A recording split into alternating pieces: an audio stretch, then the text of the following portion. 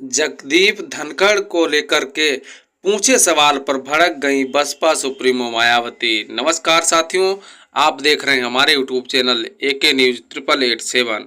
Channel पर यदि आप नए हो तो चैनल को जरूर सब्सक्राइब करें, वीडियो को लाइक शेयर करें।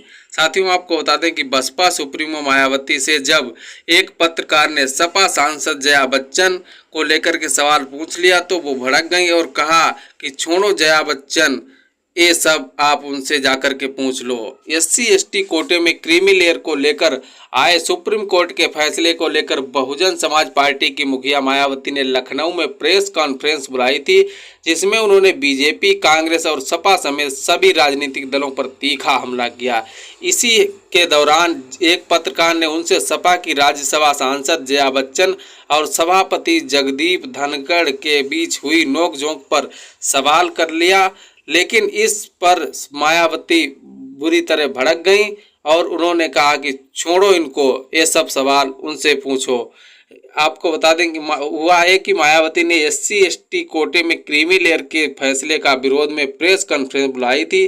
तभी एक पत्रकार ने उनसे जया बच्चन के मामले पर सवाल पूछ लिया, जिसके बाद मायावती बुरी तरह भड़क गई। उन्होंने ये मामला SC/ST वर्गों से संबंधित है, इससे संबंधित सवाल पूछिए। तभी पत्रकार ने फिर कुछ कहा, जिस पर मायावती ने कहा, अरे छोड़ो आप, क्या जया बच्चन, मतलब इतना गंभीर मामला है, देश के करोड़ों SC/ST वर्ग के लोगों के हितों में जुड़ा मामला है और आप उसे ध्यान डाइवर्ट करने के लिए ऐसी बातें कर रहे हैं, तो आप ये सवाल उनसे पूछो जा करके। इतना ही नहीं, आपको बता दें कि मायावती ने इस दौरान केंद्र और विपक्ष दोनों पर जमकर हमला बोला। बसपा सुप्रीमो ने अचानक मानसून सत्र को अनिश्चित काल के लिए स्थगित करने पर सवाल उठाए और कहा कि ऐसा इसलिए किया गया है ताकि सुप्रीम कोर्ट द्वारा दिया गया इस असंवैधानिक निर्णय बना रहे। उन्होंने कहा कि प्रधानमंत्री नरेंद्र मोदी ने ये आश्वासन दिया कि इस फैसले को नहीं लागू किया जाएगा, लेकिन कोई कदम नहीं उठाया ताकि हमेशा के लिए SC/ST समाज के लोगों को आरक्षण से वंचित कर दिया जाए।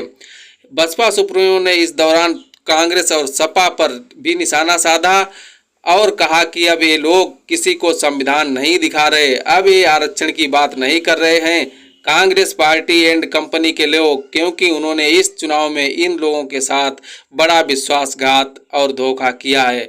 इनको कहा कि हम संविधान बचाएंगे, आपका आरक्षण खत्म हो जाएगा, अब ये चुप क्यों है। मायावती ने कांग्रेस और इन सब